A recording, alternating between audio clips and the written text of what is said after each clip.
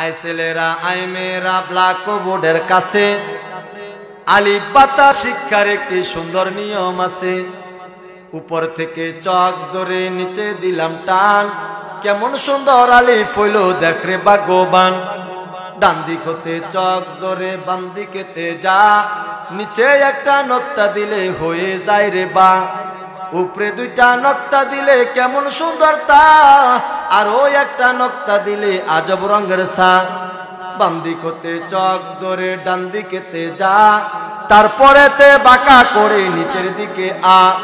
নক্তা দিলে জিম হবে বিনা নক্তায় হা, উপরে একটা নক্তা দিলে তার নাম খা।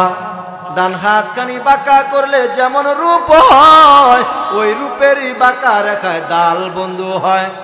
জাল বানাইতে মনে চায় চক হাতে নাও, শুধুমাত্র নক্তা একটি উপরে বসায় দাও। উপর থেকে নিচের দিকে একটু বাঁকায় র, উপরে একটা নক্তা দিলে হয়ে যায় রে যা। তিনটি দন্ত পেটটি নিচে গোল করিলে সিন, উপরে তিনটা নক্তা দিলে তার নাম শিন।